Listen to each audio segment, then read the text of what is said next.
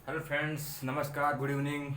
कैसे हैं आप सब? उम्मीद है आप लोग बढ़िया होंगे, स्वस्थ होंगे और कोरोना से बेहतर एहतियात बरत रहे होंगे। तो मित्रों, पहली बात तो मैं बहुत बहुत खेद व्यक्त करना चाहूँगा कि मेरी वीडियो थोड़ा लेट से अपलोड हो पा रही हैं। तो इसके लिए थोड़ा समथिंग टेक्निकल प्रॉब्लम्स हैं, जिसके कारण मैं वीडियो अपने लेट में अपलोड कर रहा हूँ। लेकिन फिर भी प्रयास कर रहा हूँ थोड़ा मैनेज हो जाए और आपको रेगुलर क्लास में अवेलेबल करा सकूँ। सो आप डोंट माइंड, थोड़ा टेंशन मत लीजिए, थोड़ा बहुत तो होता ही रहता है ना, कुछ नहीं यार। तो आप पढ़ाई पर फोकस करिए और हम पढ़ाने पर, ठीक है? तो बिना टाइम वेस्ट किए हुए हम अपना अगला टॉपिक शुरू करते हैं। हमने अभी तक क्या जाना? हमने प्रस्तावना का पूरा चैप्टर ख़त्म कर लिया है, हमने क्वेश्चंस भी कर लिए हैं और आपने देखा होगा मोस्ट ऑफ द क्वेश्चन आप सॉल्व कर चुके हैं। और अभी 4 अक्टूबर को आईएएस का एग्ज़ाम हुआ था, उससे 2 क्वेश्चन डायरेक्टली मेरे लेक्चर से आए हुए हैं, आप चाहें तो चेक कर सकते हैं। तो आईएएस का एग्ज़ाम 4 अक्टूबर को हो गया है, वहाँ पर आपने देख ही लिया होगा कि किस तरह के एग्ज़ाम में क्वेश्चन आते हैं और हमारा लेवल क्या होना चाहिए, है ना? तो रट्टू तोता नहीं बनना है, हमको समझ विकसित करनी है। We have need to develop और अंडरस्टैंडिंग, राइट? तो इसी समझ के साथ, इसी विचार के साथ, इसी अवधारणा के साथ हम जो है अपनी तैयारी चालू करेंगे। यही हमारी सोच होगी, यही हमारी अप्रोच होगी।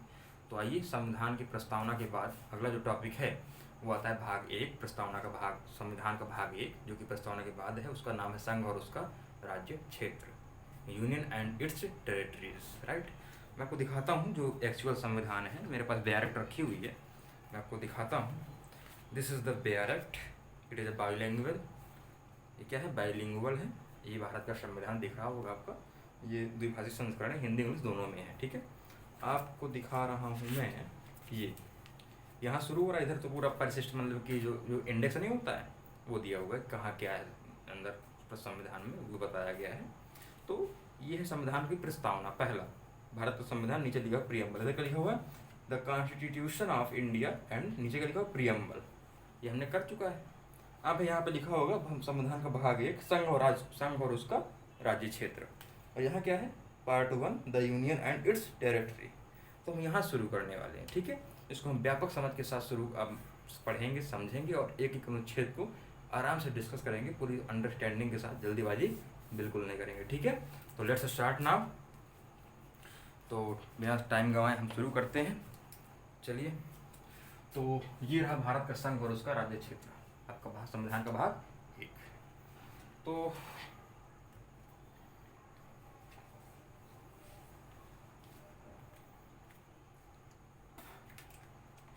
संविधान का जो भाग 1 है,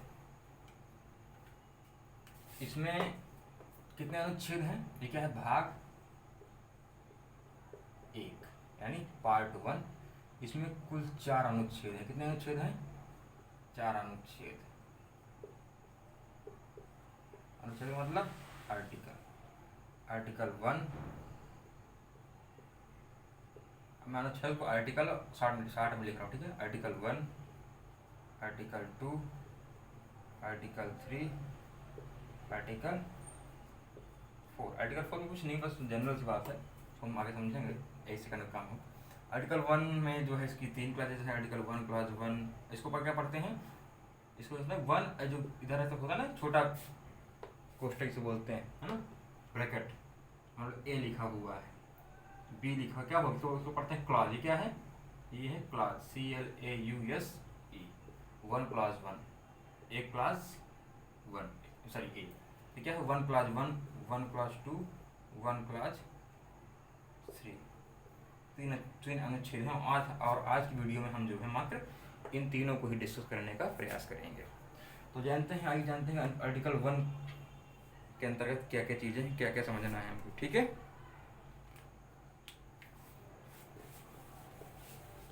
चलिए, तो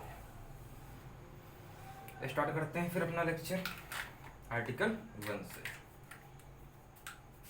आर्टिकल 1 आपको क्या कहता है? दरअसल ये जो हेडिंग है ना उसका, ये आर्टिकल 1 की ही हेडिंग है, आर्टिकल 1। अब इसके अंदर है आर्टिकल 1 क्लास 1, ठीक है? क्या कहता है? क्या कहता है? कहता है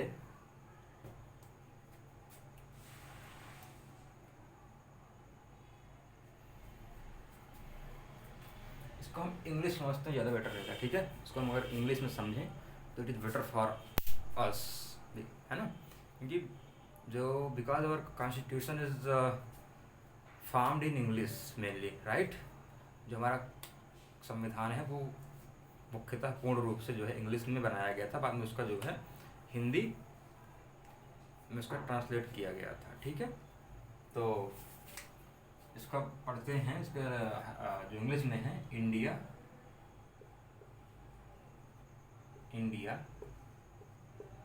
कॉमन दैट इज भारत,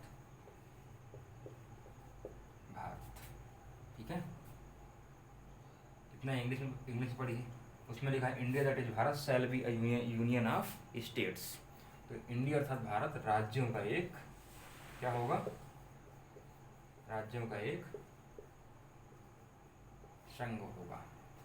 यहाँ पे ध्यान देने वाली बात ये है कि जो राज्यों का एक संघ होगा, इंडिया अर्थात भारत, अर्थात ये क्या है, इंडिया और भारत हमारे देश के नाम हैं और ये हमारे देश की शासन व्यवस्था है, ठीक है।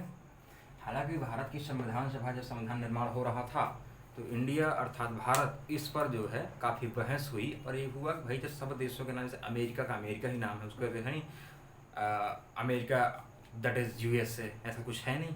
लेकिन हमारे देश को दो नाम है, क्यों, इंडिया और भारत दो है, तो दोनों औपचारिक नेम, क्यों, why, what's reason behind it. तो काफ़ी सारी बहस हुई, तो बहुतों ने कहा भैया केवल भारत रहना चाहिए, बहुतों ने कहा इंडिया रहना चाहिए। बहुत सारे तर्क दिए, क्या तर्क दिए, जो भारत वाले थे बोले भैया हमारी प्राचीनता से सिद्ध होती है, हम जो आपने सुना होगा भारत के नाम पर हमारे देश का भारत नाम पड़ा था, हमारा देश को भारत ही होना चाहिए, इतना महान नाम है, गौरवशाली नाम है, विश्व का गुरु कहा जाता है भारत, ये सब चीज़ें है ना। कुल मिला के उनके पीछे जो ऐतिहासिक मूल्य थे, ऐतिहासिक जो उनकी एक तरह से गौरव की भावना थी, वो भारत शब्द के साथ जुड़ी हुई थी। इसलिए बहुत सारे संविधान सभा के जो सदस्य थे वो भारत नाम रखने के पक्ष में थे और बहुत सारे जो थे वो इंडिया के नाम, जो इंडिया था उसका नाम रखने के पक्ष में थे। उनका क्या तर्क था, उनका तर्क ये था कि भैया हमारे देश में उपनिवेशवाद था और आप जानते हैं कि हमारे देश में तत्कालीन जो ब्रिटिश साम्राज्य था वो भारत को इंडिया कहता था और उस समय तक बहुत सारी जो संधियाँ हुई थी विभिन्न देशों के साथ जो व्यापार चल रहे थे वो इंडिया के नाम से हो रहे थे और इंडिया ही नाम ज़्यादा प्रचलित था।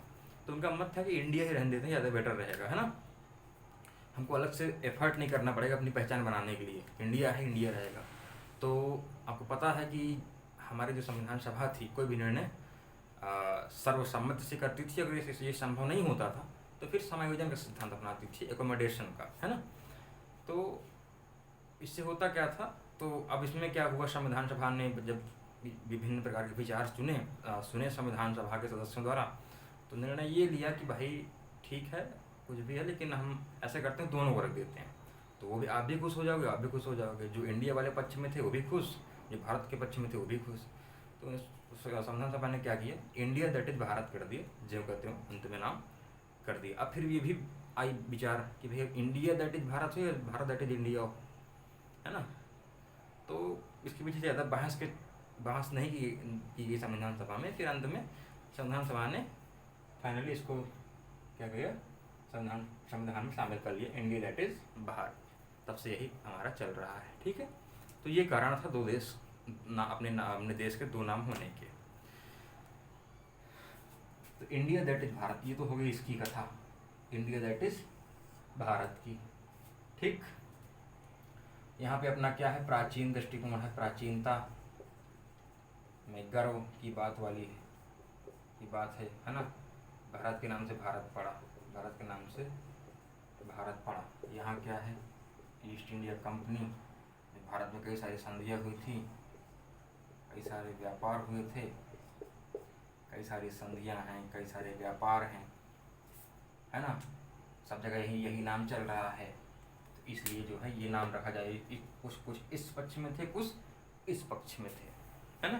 तो सब संविधान सभा ने अंत में दोनों को समायोजित कर दिया, दोनों को ही शामिल कर लिया कि भैया आप भी खुश रहो, आप भी खुश रहो, बहस मत करो ज़्यादा, क्योंकि संविधान सभा के पास वैसे भी टाइम कम है। दूसरी बात आती है राज्यों का एक संघ होगा, लेकिन ध्यान रहे इसमें फेडरेशन जो संघ के लिए होता है फेडरेशन, है ना, ये वर्ड हमारे संविधान में कहीं यूज नहीं किया गया है। इसके लिए कई वर्ड यूज है, यूनियन। ठीक है, तो मेरे प्यारे बाबू यहाँ पे ध्यान देना है, ठीक है, आपको क्या ध्यान देना है यहाँ पे, union, the word union is used in place of संघ, राइट। अब इसकी कुछ भी लंबी कहानी है बाबू, क्या है भैया संघ क्यों, तो हमारे यहाँ एक विशेष प्रकार का संघ है भाई। अमेरिका का भाई संघात्मक समझ में आता है। संघात्मक मतलब होता क्या है कि जो केंद्र हो और राज्य, उनके बीच शक्तियों का स्पष्ट विभाजन हो, है ना, और राज्य जो होते हैं सहमति के परिणाम होते हैं, ठीक। और संघ का अपना का कार्य क्षेत्र होता है और राज्य का अपना कार्य क्षेत्र होता है। ज़्यादा उसमें दखलंदाजी नहीं होती है। राज्य लगभग स्वायत्त होते हैं अधिकांश मामलों में, केवल जो विदेश मामले हैं, रक्षा है, संचार, इन मामलों को छोड़कर इनमें ज़्यादा केंद्र का नियंत्रण रहता है, बाकी सब मामलों में छूट रहती है। लेकिन भारत में क्या है, भारत अपने आप को संघ कहता है, संघात्मक व्यवस्था वाला राज्य कहता है, लेकिन इसमें ज़्यादातर तो एकात्मक के हैं, जो कि क्योंकि संघात्मक क्या होता है, वहाँ दोहरी नागरिकता होती, संघ की अलग नागरिकता होती है, राज्य का अलग नागरिकता होती है। मान लीजिए यूएसए है, यूनाइटेड स्टेट्स ऑफ अमेरिका, तो एक व्यक्ति वहाँ का जो यूएसए का नागरिक होगा, एक व्यक्ति वो जो कि न्यूयॉर्क, वहाँ पर एक राज्य है न्यूयॉर्क, कैलिफोर्निया, ये सब राज्य है वहाँ के, ठीक है। मान लीजिए कोई न्यूयॉर्क का व्यक्ति है, तो वो न्यूयॉर्क का ही सदस्य का भी नागरिक होगा और यूएसए का भी नागरिक होगा। लेकिन हमारे यहाँ मान लीजिए हम यूपी के हैं, ठीक है, तो मैं यूपी का नहीं हूँ, I am citizen of India not UP, because हमारे यहाँ राज्यों के लिए हमारे यहाँ दोहरी नागरिकता का प्रावधान है ही नहीं।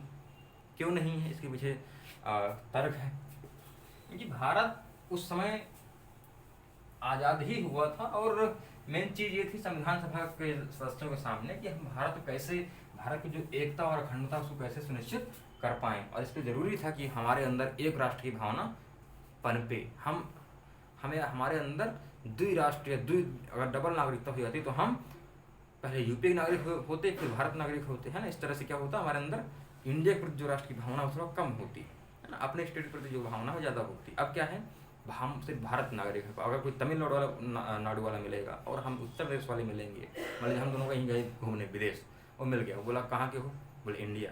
मुझसे पूछा कि आप कहाँ से, मैं बोले इंडिया। अरे वाह India, we both are Indian. तो वहाँ पे एक अलग जो होता है लगाव, वो जनरेट होता है और एक राष्ट्र की भावना पनपती है, और जिससे भारत की एकता और सुदृढ़ होती है, बंधुता जो है बढ़ती है। जो हमारे प्रस्तावना में उल्लिखित था ना, राष्ट्र की एकता और अखंडता को सुनिश्चित करने वाली बंधक बढ़ाने के लिए, है ना। तो ऐसी बंधक जो बंधुता है वो इंक्रीज होती है, फ्रेटर्निटी है वो इंक्रीज होती है ना, और देश हमारा और मजबूत होता है। इसलिए जो एक आइवर जेनिंग्स थे वो कहते हैं कि हमारा जो इंडिया है वो क्वासी फेडरल है, अर्धसंघात्मक है। क्यों, क्योंकि बहुत से लक्षण तो एकात्मक वाले हैं। यहाँ पे राज्यों को जो है पूर्ण रूप से अधिकार नहीं है कायदे से, है ना। भाई मान लीजिए अगर राज्य चाहे, अगर केंद्र सरकार चाह ले तो राज्य सरकार को एक क्षण में भंग कर सकती है। क्यों, पहली बात तो राष्ट्रपति शासन है? ऐसे अनुच्छेद हैं संविधान में कि बस राज्यपाल लिख दे और कि भैया राज्य में संविधान शासन विफल हो चुका है, इतना मात्र से ही एक रिपोर्ट देनी है केंद्र सरकार को। जहाँ रिपोर्ट गई तुरंत केंद्र सरकार ने राष्ट्रपति शासन लागू कर दिया और वहाँ की निर्वाचित सरकार को बर्खास्त कर दिया। ऐसा संभव है, लेकिन जनरली ऐसा नहीं करते हैं, लेकिन ऐसा संभव है। इतनी शक्तियाँ हैं कि केंद्र सरकार चाहे तो किसी भी राज्य की चुनी हुई सरकार को एक झटके से हटा सकती है। तो संविधान में ऐसे प्रावधान हैं जिससे कि भारत के संघात्मक स्वरूप पर प्रश्न चिन्ह खड़े करते हैं। लेकिन इसके लिए जरूरी इसका ऐसा स्वरूप क्यों है, भारत राज्यों का संघ है, यानी कि जो अर्धसंघात्मक ढांचा है क्यों है भारत का, पूर्ण रूप से संघात्मक क्यों नहीं हमेरिका की तरह। उसके डॉक्टर अम्बेडकर जो है उसका तर्क देते हैं कि देखिए अमेरिका की तरह हमारा जो संविधान है वो कोई जो हमारा भारत है, जो हमारा राज्य है, वो राज्यों के बीच सहमति का परिणाम नहीं है कि समझौतों का परिणाम है, पहली बात, ठीक है। दूसरी बात ये थी कि हमारे देश में विभिन्न प्रकार की संस्कृतियां हैं, बोलियां हैं, है ना, भाषाएं हैं। तो इस तरह में चुनौती है कि देश कैसे एक और अखंड बना रहे। इसके लिए ज़रूरी है कि एक जो केंद्र की सरकार हो, जो संघ की सरकार हो, उसके हाथ में ज़्यादा शक्तियाँ हों, ताकि उसको जो है पूर्ण रूप से नियंत्रण करने का अधिकार हो, कि कहीं भी अगर कोई राज्य अलग होने की प्रयास करे तो केंद्र सरकार अपनी शक्ति का प्रयोग करके उसको रोक सके। इसलिए आप आईएएस और आईपीएस जो नौकरियां होती हैं वो अखिल भारतीय नौकरियां होती हैं, जो किसके अंडर में होती हैं, केंद्र सरकार के अंडर में होती हैं, और जो कि जिले के अंदर, हर जिले के अंदर सबसे महत्वपूर्ण पद होता है वो होता है केंद्र सरकार का अधिकारी। आईएएस कौन है? केंद्र सरकार का अधिकारी। आईपीएस कौन है? केंद्र सरकार का अधिकारी, ठीक है, ना कि राज्य सरकार का। इसलिए आपको यूपीएससी देना पड़ता है, संघ लोक सेवा आयोग का, ठीक है, परीक्षा देना पड़ता है आईएएस आईपीएस बनने के लिए। तो इसलिए जो है हमारे संविधान में ऐसी व्यवस्था की गई कि थोड़ा एकात्मकता की ओर ज़्यादा झुका हुआ है। हालांकि संघात्मक कई ढांचे भी हैं, हमारे यहाँ स्वतंत्र संविधान की सर्वोच्चता है, हमारे यहाँ इंग्लैंड की तरह संसद कुछ भी नहीं कर सकती है, ठीक है, और जो राज्यों के बीच शक्तियों का बंटवारा है और स्वतंत्र न्यायपालिका है, सब चीज़ें हैं जो कि संघात्मक व्यवस्था को सिद्ध करती हैं। हमारे यहाँ ऐसी बात नहीं है, लेकिन हाँ कुछ मामलों में और हमारी परिस्थितियाँ ऐसी थीं कि हमको ऐसा बनाना पड़ा। लेकिन क्योंकि पहले विचार संविधान सभा का था ही कि भाई राज्यों को थोड़ा शक्तियाँ ज़्यादा दी जाएँ, लेकिन जब भारत पाकिस्तान विभाजन हुआ उसके बाद से हमारे संविधान निर्माताओं का दिमाग चेंज हुआ, मूड चेंज हुआ। भैया हमको भारत को एक और अखंड बनाना है, और इसके लिए ज़रूरी है कि हम अपने देश की जो संघ की सरकार हो, जो केंद्र की सरकार हो, उसको थोड़ा सा शक्तियाँ ज़्यादा दें, ताकि भारत जो है मजबूती के साथ सुदृढ़ राष्ट्र का निर्माण कर सके, ठीक, और एक व अखंड बना रह सके, ठीक है। तो ये हुआ। तो article 1 class 1, India that is Bharat, India that is Bharat shall be a union of states. ये तो 1 क्लास 1 हो गया। 1 क्लास 2 क्या कहता है? 1 क्लास 2 कहता है कि ये कहता है कि संघ और उसके राज्य क्षेत्र वे होंगे जो संविधान की पहली अनुसूची में विनिर्दिष्ट हैं। अब जो टर्म आता है अनुसूची, schedule, what is it's mean? तो इसका मतलब ये होता है कि संविधान के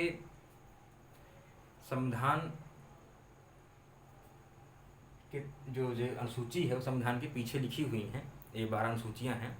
तो संविधान के एक अलग भाग में, है ना, जो किसी विशेष भाग के बारे में एक पूर्ण जानकारी देती हैं, वो क्या होती हैं? अनुसूचियाँ होती हैं। जैसे संघ के राज्य और उसके राज्य क्षेत्र वे होंगे जो पहली अनुसूची में विनिर्दिष्ट हैं। इन अनुसूची मतलब क्या हुआ कि इसमें जो है संघ और उसके राज्य क्षेत्र क्या क्या होंगे, है ना, भौगोलिक क्षेत्र क्या क्या होंगे, उसकी पूरी जानकारी आपको अनुसूची 1 में मिल जाएगी। सिंपल सी बात।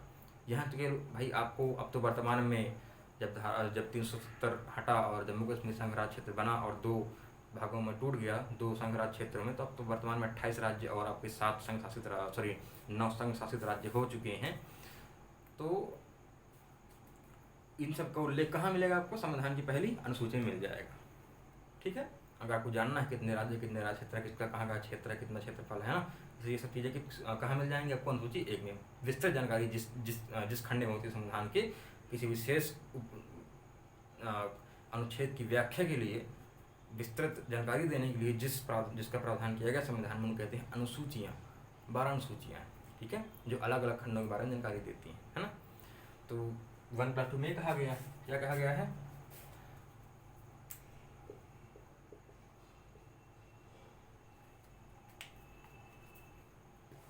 भारत संघ है, उसका राज्य और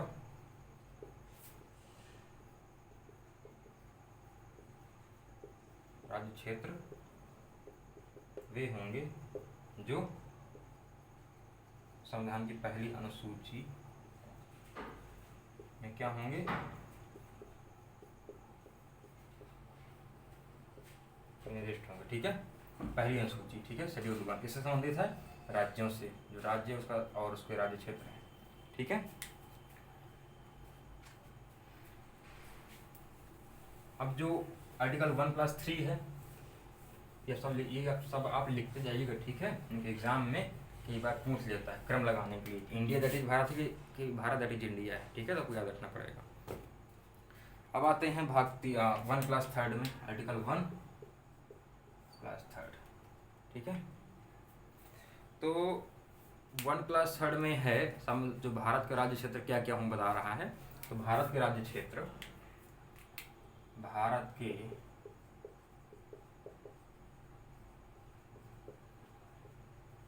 राज्य क्षेत्र के अंदर शामिल हैं। ठीक है, ये हैं आपके राज्यों के राज्य क्षेत्र।